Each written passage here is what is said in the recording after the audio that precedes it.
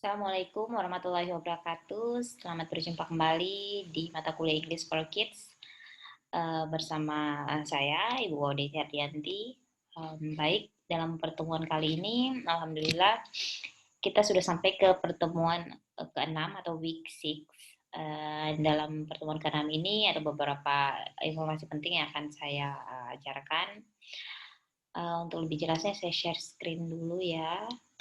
Sebentar. Okay. For your information, this week I will not show you a PowerPoint, but I will show you a PDF file. Ya, di sini minggu lalu kan kita sudah bahas terkait dengan listening and speaking, and this week atau minggu ini kita akan bahas tentang reading and writing. Ya, jadi perlu kalian ketahui bahwa pembelajaran bahasa Inggris itu mempunyai 4 major skill atau 4 skill utama. Yang pertama itu last week we have learned listening and speaking, and then this week we are going to discuss about reading and writing. Nah, perlu diketahui juga dalam keempat skill ini ada dibagi dua ya. Ada namanya skill yang berupa input, yaitu listening and reading. Input itu artinya informasi yang kita menyerap informasi. Ada juga skill yang menunjukkan kemampuan bahasa Inggris kita, yaitu output, yaitu speaking and writing. Jadi kita lebih banyak produce menghasilkan sesuatu, misalnya melalui speaking, melalui writing. Nah, sedangkan dua skill ini reading and listening itu lebih kepada input begitu. Nah, beberapa hal yang perlu kita pahami terkait reading. Yang pertama yaitu proses yang dilakukan dan digunakan oleh pembaca untuk memperoleh suatu pesan yang ingin disampaikan oleh pengarang melalui tulisan. Kemudian kalau dalam konteks pembelajaran anak usia dini, di sini ada beberapa fakta menarik. Misalnya dalam 18 bulan pertama, anak itu sebagian bayi telah menjelajahi dan berbagi buku dengan orang dewasa, menunjukkan pemahaman pada gambar. Kemudian memaparkan anak pada kata-kata baru sehingga meningkatkan kosakatanya, kemudian membiasakan anak dengan buku cetak. Ini penting sekali ya. Membiasakan anak dengan buku cetak itu bukan semata-mata anak bisa membuka buku atau apa, tapi anak mengerti bahwa di buku itu ada misalnya halaman sampul, kemudian di buku itu ada judul, di buku itu ada pengarang. Jadi saat kita mengajarkan anak, saat kita membaca untuk anak, kita harus menginformasikan, membacakan misalnya judulnya apa. Misalnya misalnya the deer and the crocodile. Jadi itu judul. Kemudian by siapa orangnya yang membuat buku tersebut. Kemudian kita mengajarkan anak untuk membalik halaman. Anak tahu kalau untuk memulai membaca kita itu mulai dari atas ke bawah, dari kanan ke kiri.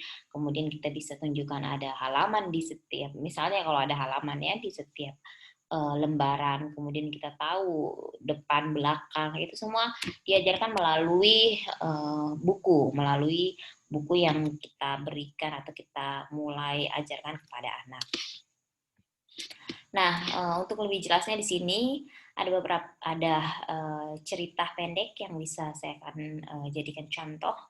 Jadi saat kita membaca buku untuk anak, yang harus kita pahami bahwa anak itu belum bisa membaca seperti orang dewasa, belum bisa membaca ini artinya the mouse, deer, and the crocodile.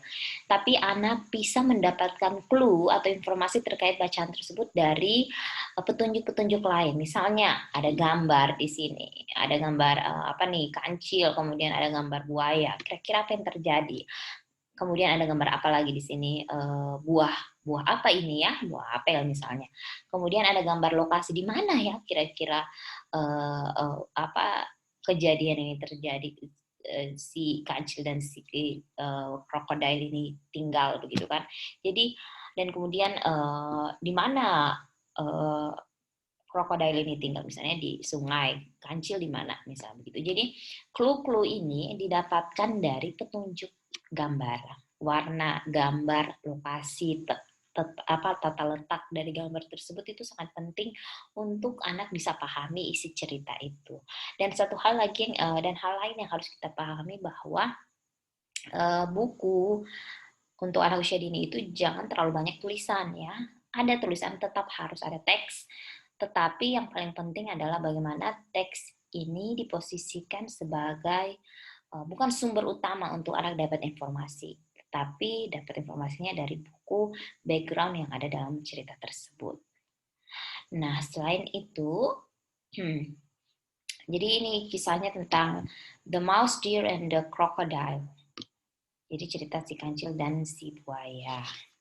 Dan the next page ini once upon a time there was a small mouse deer. He lived near a river. Jadi walaupun kita belum ajarkan membaca, tapi kita bacakan cerita ini buat anak mengerti.